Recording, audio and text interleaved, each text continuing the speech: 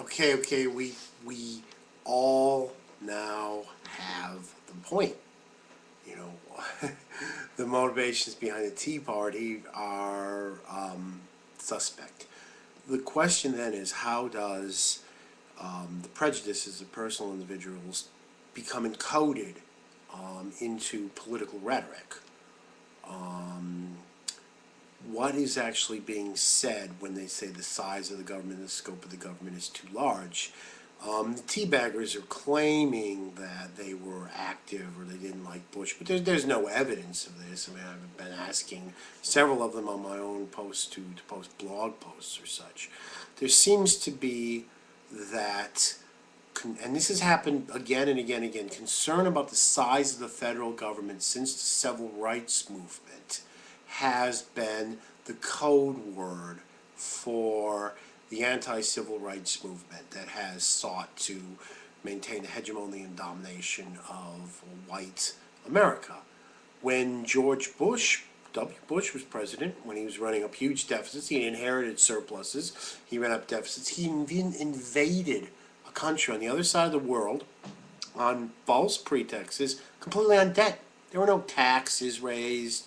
People were asked to keep consuming. In fact, during that entire war, the policy was to encourage people to take out more and more debt against their house on their credit cards to keep the economy booming because job growth wasn't being produced. That wasn't really much of a concern when there was a Christian president. There wasn't much outspoke on the right about debt when Reagan was around. It clearly doesn't matter to them. If there's a Republican president, it would just be dropped and forgotten quickly, just like it was under Bush, just like it was under Reagan. Ever since the 1950s, first of all, starting in the South, moving out through parts of predominantly rural parts of the country, the anti-federal government has become a code word that is understood by everyone for the ideal that non-whites, particularly women who wanted to live, didn't just want to stay at home, but wanted to have careers or live on their own or have rights, Hispanics who had become American citizens, homosexuals were gays, lesbians, and African Americans. This is what constitutes the federal government. And the federal government has been kind of tagged as a code, and everybody understands it. If somebody sits there and talks about the federal government, once in a while, there are libertarians out there who are opposed to the size of government. They're a very, very tiny group of people who may have read Ayn Rand or joined the Libertarian Party, but they're really insignificant. The mass mobilization of a movement like this, and especially the need they felt to take and steal the commemoration of Martin Luther King, to occupy the space where Martin Luther King said, "I had a dream," when we actually had an African American president, which was a great step forward in acknowledging King's speech. What Glenn Beck and them were doing is they were trying to colonize and retake that territory.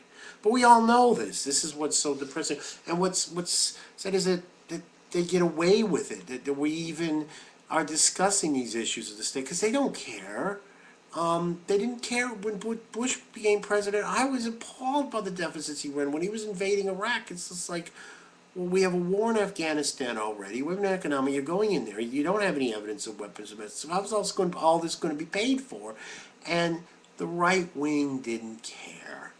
They didn't care under Reagan.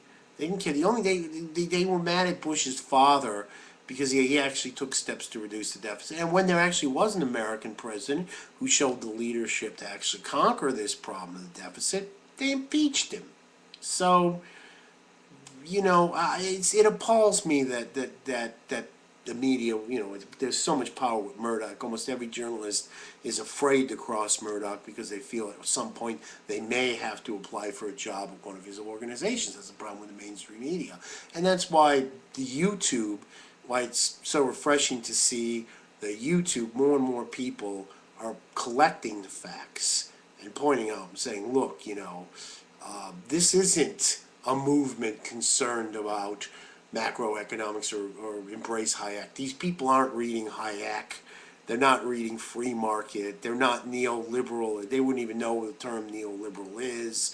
And if you were going to take their Social Security away, they would get massively pissed off. These are just people for whom the state, federal government is a code word. They can't. But what we see more and more is sometimes they give up the code words and they come out like in these signs we saw and actually say what they really think.